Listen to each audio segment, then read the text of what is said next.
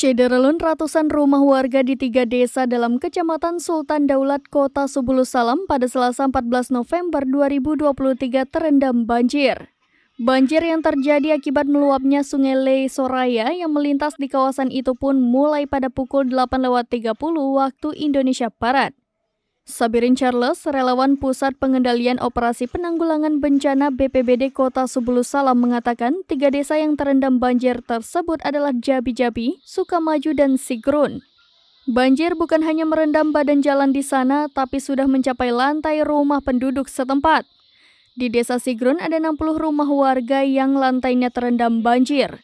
Kondisi serupa juga terjadi di desa Jabi-Jabi 70 unit dan desa Sukamaju 80 unit rumah terendam di sana terendam banjir.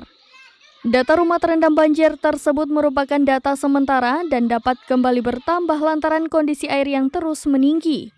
Selain rumah warga, banjir juga merendam bangunan perkarangan sekolah dasar negeri Jabi-Jabi sehingga membuat aktivitas belajar mengajar di sana harus diliburkan. Sementara hingga siang kondisi genangan air semakin meninggi akibat hujan masih mengguyur Kota Subulus Salam dan diperparah akibat banjir kiriman dari Aceh Tenggara.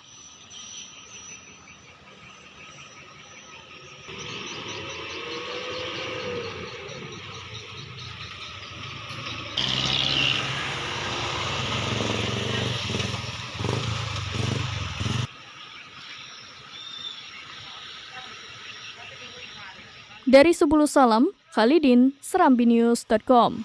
Download Tribun X sekarang, menghadirkan lokal menjadi Indonesia.